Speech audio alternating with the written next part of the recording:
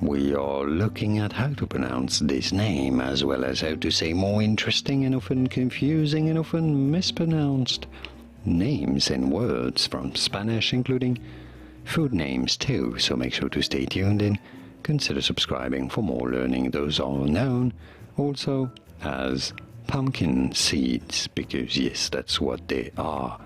Now in Spanish this is said as pepitas, pepitas. In American English it is generally said as pepitas, pepitas. In British English, more closer to Spanish, as pepitas, pepitas. And now you know. Here are more videos on how to pronounce more interesting words and names, food names whose pronunciations aren't always obvious, including food names from Mexico and Spain. Thanks for watching.